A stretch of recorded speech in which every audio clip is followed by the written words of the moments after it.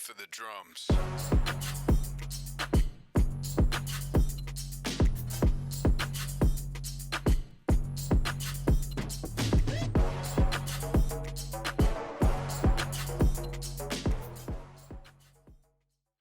Hey guys.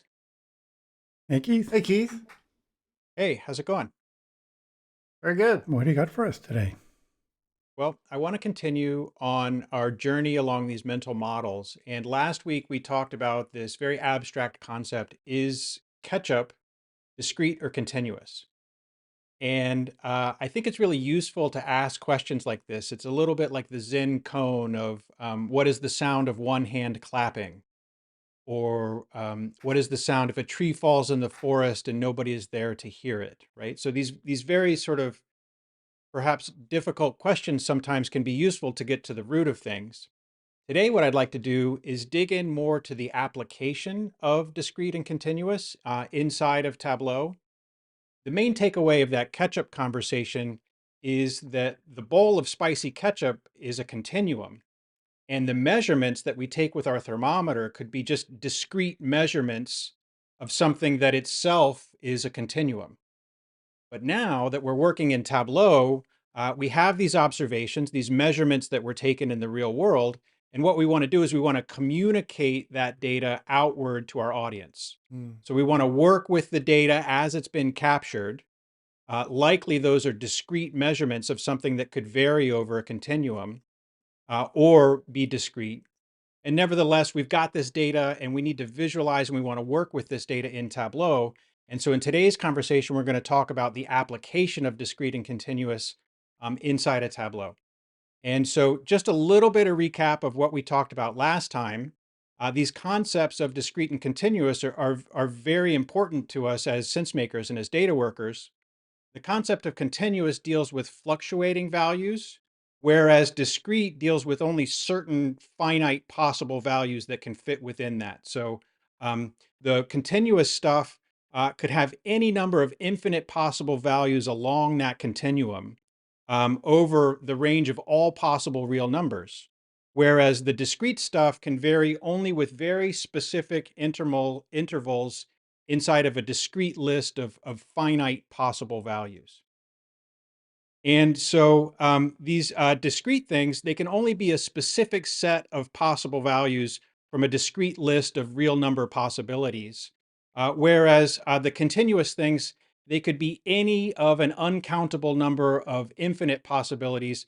So for example, when we deal with something that's a continuum like time, or when we deal with something that's a continuum like temperature, um, there's just an infinite number of possible temperatures, and there's an infinite number of possible values of time. You could always get into finer and finer grains of measurement, depending on the sophistication of your measurement tools. Yeah. And Keith, I can't help but notice that your illustration there is the difference between an analog and a digital scale. One only gives you very exacting measurements, but the reality is there could be any number of possible measurements in between those very discrete numbers. That's right, and that's a really important thing to keep in mind as a sense maker, is that the data that you're working with is the map of the territory. It's not the territory itself. And so you're really just working with the measurements as they were taken and transformed since the data was captured. And Keith, I think your example of time and temperature are both really good ones, in addition to the weight, in that there's this decision that we're making as sense makers about how do we want to work with that? Do we want to work with this data in this manner that it is treating it as a continuous or discrete? So it might not just be the data itself and how it's captured. It might be how we want to work with the data that causes us to go down this discrete path or continuous. Do we want to work with time at this incredibly fine level of detail, or do we care about our data in terms of the minute or the hour of the day, for example? Mm-hmm.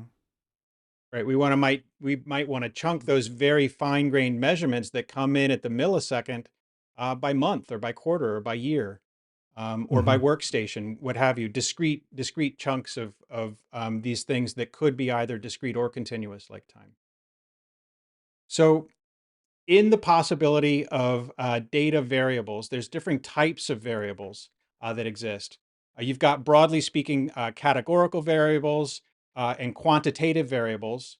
And the categorical stuff can be either nominal or ordinal. The nominal stuff is just giving a thing a name like squirrel, duck, or ant. There's no specific sequence or order to those categories. Whereas the ordinal categorical variables have some kind of sequence to them, like to do, doing, or done, or work in progress, QA, complete kind of thing.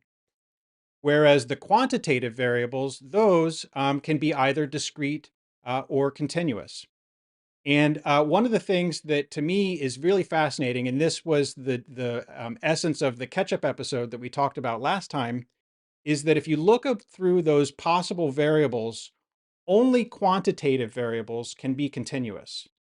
And so it's just not possible for categorical variables to be continuous. There's no infinite continuum of infinite possible values that exist between duck, ant, and horse, or between to do, doing, or done. You're either discretely in one of those bins or another bin, and there's no continuum that exists between them. Whereas the quantitative variables could be treated either as discrete or as continuous. So with quantitative variables, you can go in either direction. But when you're talking about continuous, there's only one option, and that's going to be a quantitative value. Yeah.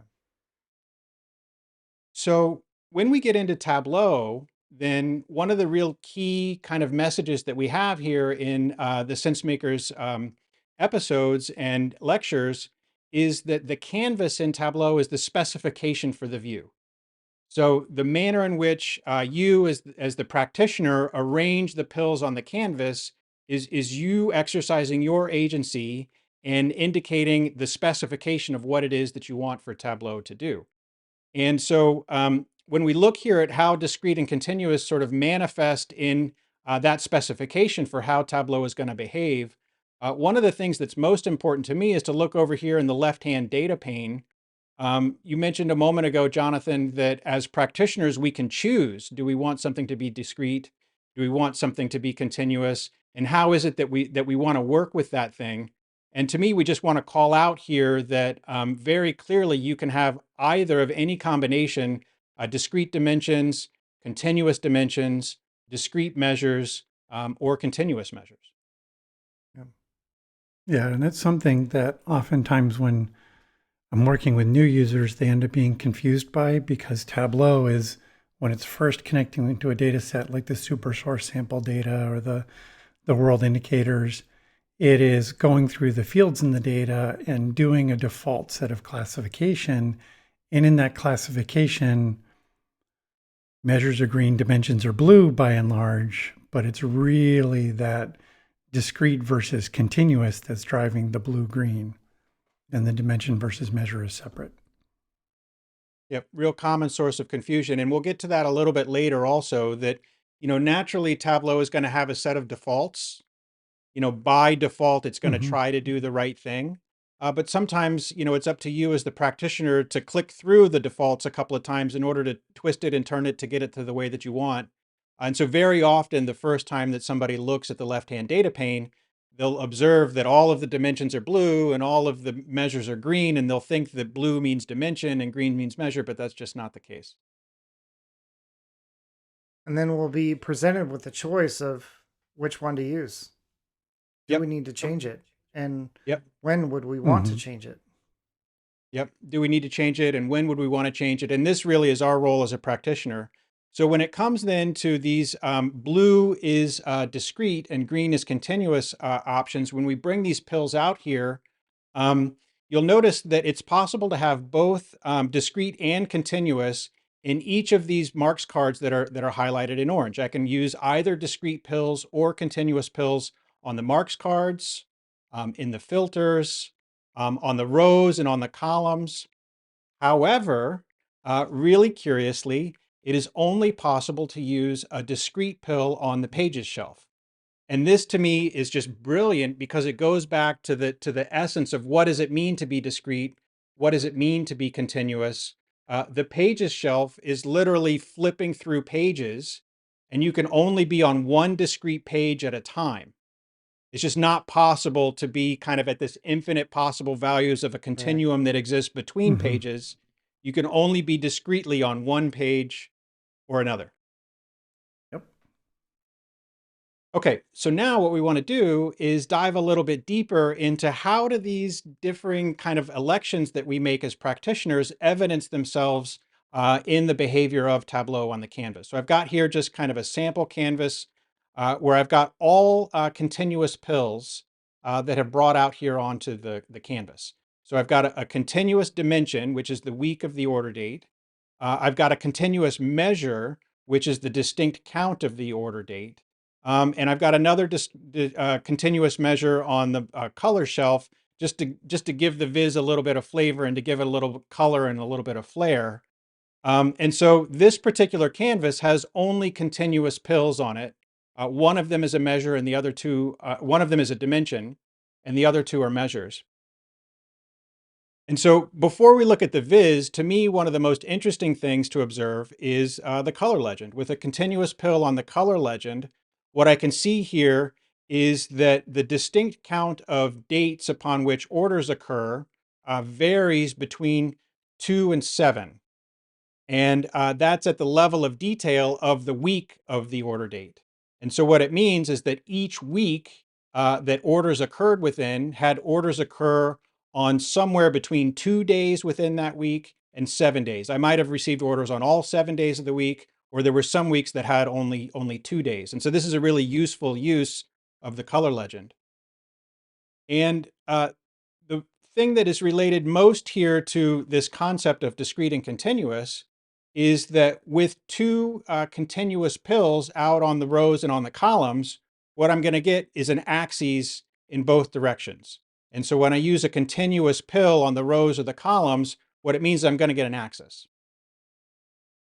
And a way for everybody who still remembers grade school math and drawing graphs in grade school, rows is the y-axis, columns is the x-axis.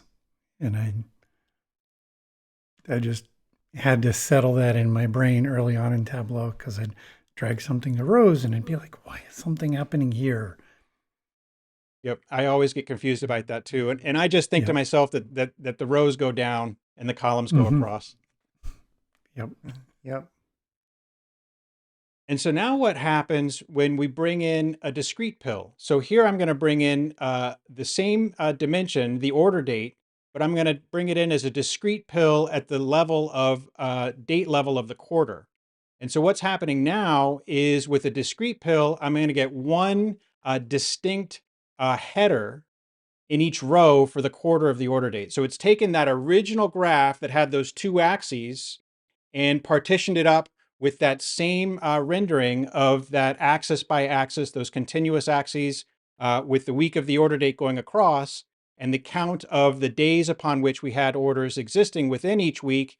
And now it's given me that same chart again and again and again with a new distinct header for each discrete quarter of the order date. Yeah, and if I had to guess where you're going with this, is that obviously we wouldn't visualize it in this particular kind of view, but by breaking it up in this way, we could do different kinds of comparisons. Yeah, that's right. And actually, what I'm doing is I'm setting the stage for a future episode when we get into the four pill types, where I'm going to use all four pill types with just a single column. But nevertheless, what we can see here is that the discrete pill on the rows and the columns gives me a distinct header for that value, whereas the same pill treated as continuous would give me an axis. Mhm.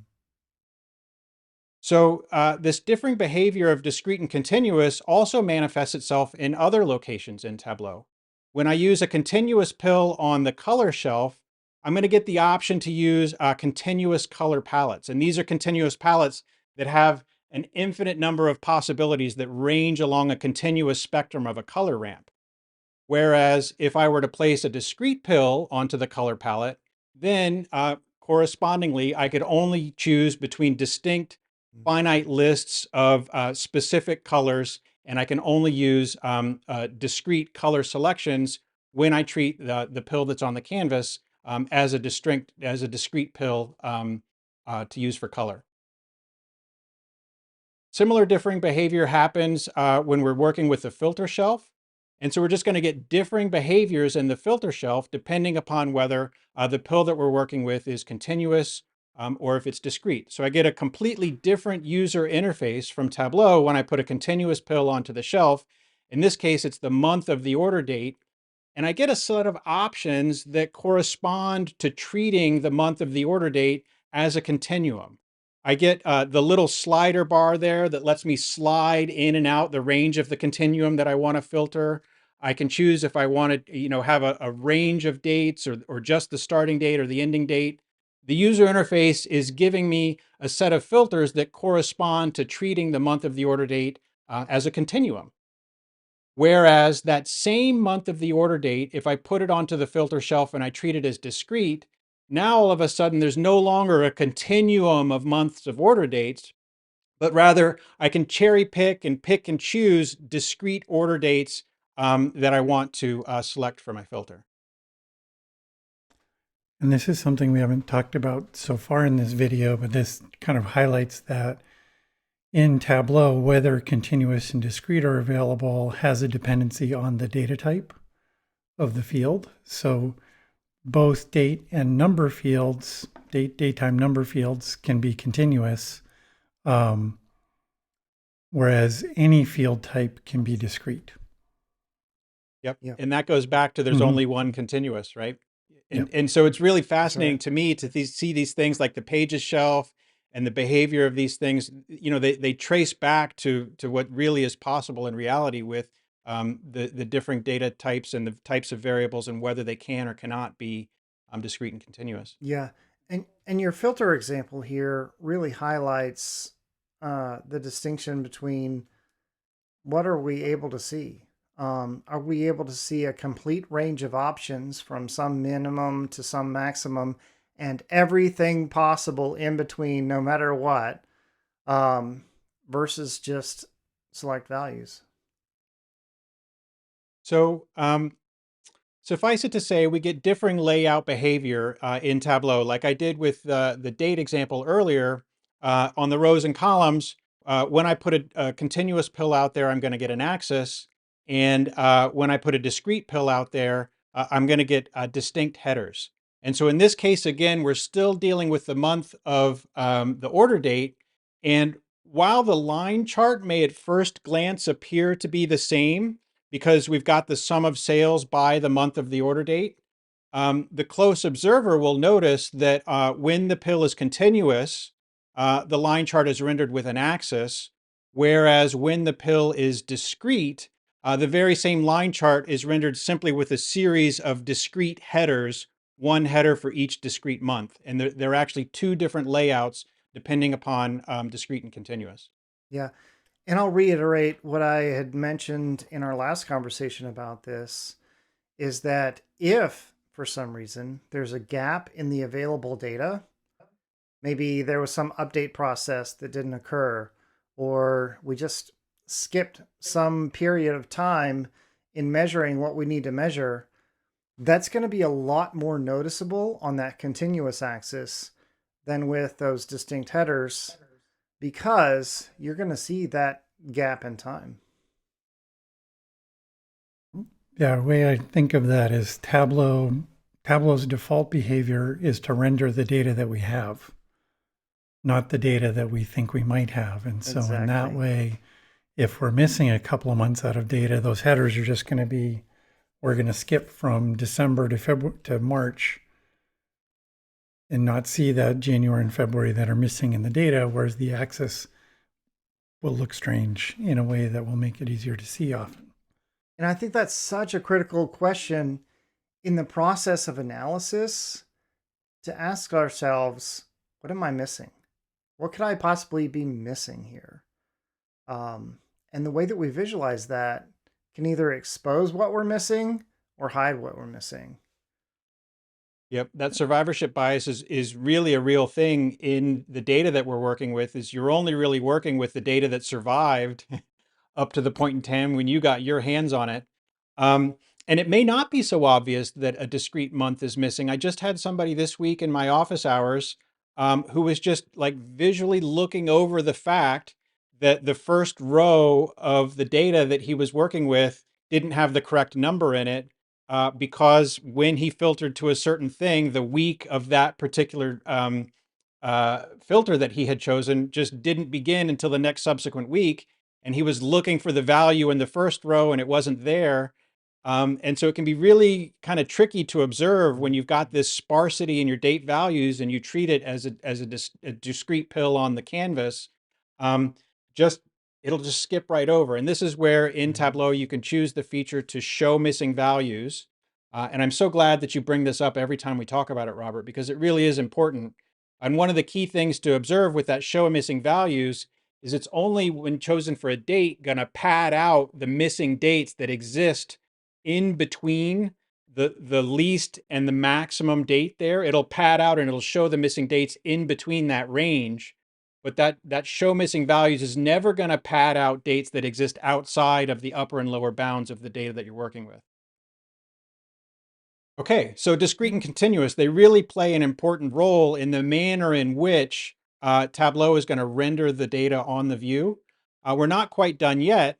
When dealing with dates, dates is a really common use case for discrete and continuous. As Jonathan mentioned, we may want to do it one way, we may want to do it another. I wanted to call out here that when you option drag on a Mac or right click and drag on Windows, any pill onto the canvas, what you're going to get is a context menu that allows you to choose from all of the discrete list of possible ways that you could drop that pill into that location. And as we discussed, Tableau is going to have a set of defaults.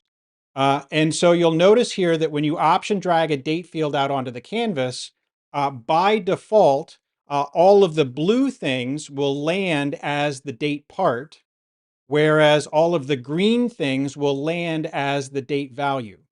And I just wanted to highlight here that you needn't take the defaults that Tableau chooses as kind of a mandate, because Tableau is just simply agnostic to the data. It doesn't have an opinion about the way things that should be. It's really only just trying to be helpful. And it's saying most of the time, if you're dealing with a date part, likely you'll want for that thing to be discrete, because that date part would be, say, November, and it would be all of the Novembers regardless of which year it was in. That most often we would want to treat as discrete. But we do have choices, and we can kind of click through a couple of times and switch it the other way if we want to. Um, and so these defaults that are evident here in Tableau, when we option drag, they also correspond to the same things that we see over in the drop-down menu. If you choose a drop-down of a given date pill, the date parts are up there at the top, and the date values are there at the bottom. And those Tableau is going to kind of begin you off on the right foot, in its opinion, with treating them either as discrete or continuous. So, Keith, if I may just reinforce a point that you had made earlier in this episode and also in our last one, about there's only one continuous. In those discrete date parts, when you choose those options, your only option is discrete. When you can choose the continuous ones, yes, that's the default, but I can still right click and make those discrete if I wanted to. So there's still some optionality, but the only ones that can be continuous are those full month, day, year, or month, week, number, so on date values. That's not my experience. We can actually make the discrete ones. Explain. The date parts continuous. So if I want to continue it, like a kind of obvious one is day, like the date part of day is going to go from 1 to 31. I can, in the view, make that discrete or continuous. One of the places where we tend not to use it is, and for me, this is one of those things that makes this confusing for people, is that when we're picking these options, multiple things are happening at once. So I make one click to choose like day of order date as a date part, and I'm dropping that on a view, let's say on a header. So Tableau is going to give me discrete headers. It's going to take my dates and give me the day of the date as a date part. And then it's going to format those in a certain way as well. So if I have something like month of order date, and I show that Tableau is as a date part, Tableau is going to show me my month names. But if I change that to continuous, Tableau is going to change that to month Do it numeric. numbers. It's To going to change it to a numbers, yeah. quantitative Numbers. value. Yeah. And it's one of I those stand things where the corrected, Jonathan. first You're time- right. We can change those options. So here again, there's a default set of things and options that we're presented with. But yes, you're absolutely right. If we want to, we can change that so that instead of being the month name, it's the month number, and now it's a continuous because it's numerical. And the whole piece around dates for me goes back to what you said earlier about having gaps in the data, missing data, sparse data. We really need to be careful with that because there's so many places where we can be making assumptions about the data that we have that are ultimately inaccurate. Like we only have sales Monday through Friday because we're only open Monday through Friday, but then data sneaks through and is there on Saturday or Sunday, or what happens when we don't have sales because of a holiday, and so on and so on and so on. And this is really the reason why we get the three of us together to talk about this. And I'm so glad that you stumbled on that, Robert, because even I, while presenting this material twice, I've caught myself with seeming idiosyncrasies where what I just said was in conflict with itself. Because a moment earlier, I said only quantitative variables can be continuous, but yet we're treating the date as continuous. But the reason that it's doing that is because it's treating those date values as a number. Right. And so that's how that's happening. And so then subsequently I said, the date part is November. It's all of the Novembers. And I said, and you could treat either of these things as discrete or continuous. And in the back of my mind, I was saying, how am I going to treat November as continuous? Because a moment ago, I've said it was categorical and categorical can't be continuous. And the reason is because all of those date values, they ultimately kind of wind down and the computer treats them as a number, which is what allows them to be plotted on a continuum. Yeah, November is month number 11, but what year? Right. Is it all the years or just one? Yep. But nevertheless, Tableau can render an axis for that because it's going to be months 1 to 12, right? And I think this one takeaway from all of this discussion is that when we're talking about continuous and discrete, this is really about how we want to render the data. So the piece around, do we want to think about the date as November or as November in a certain year or a certain set of years? That becomes part of how we treat November or that date field as a dimension. It's separate from this display. And so in that, there's places, one bit of caution there in the interface is there's places where for certain layouts, Tableau wants or needs a continuous field versus a discrete field. Yep. And I'm so glad that you brought this up, Jonathan, about the choice we're making is how to render, right? How to communicate. How do we want to display this information? And that really is the big distinction between the previous episode about my vat of ketchup on the stove was about the measurement, right? And the collecting of the data. It's really difficult to capture data, to collect data in a continuous format. So very likely we're dealing with discrete measurements that were taken of a thing that was in a continuum. But nevertheless, once we've gotten into this position where we're dragging pills onto the canvas, it's all about the display. It's all about, do I want to render and communicate this data along a continuum or as a discrete unit? Yep. What do we want to communicate to that audience to help them understand? Yep. Okay. And so to begin to wrap it up here, then continuous and discrete is really about the difference between finite and infinite possible values. The things that are in a continuum can range along any number of infinite possibilities, any real number along that continuum. Whereas the stuff that's discrete is separate and distinct from one another. And in those cases, we might be taking something that's continuous like time and chunking it into discrete bins. But nevertheless, the discrete things are discrete and distinct from one another, and there's no continuum in between them. There's a hard bound in between this finite list of possible values. Yeah. And so to kind of wrap it up, as we always do, with a little Zen cone here to summarize and synopt the episode. As sense makers, I would encourage us to sculpt our canvas with discrete and continuous. It's up to us. We have the choice about how we want to display, weaving together finite and infinite with artistry and analysis. Beautiful. All right. Okay. Well, thanks, guys. Yeah. We'll see you next Thank time. you. All right. Thanks, Keith. Bye. Okay. Bye. Action Analytics.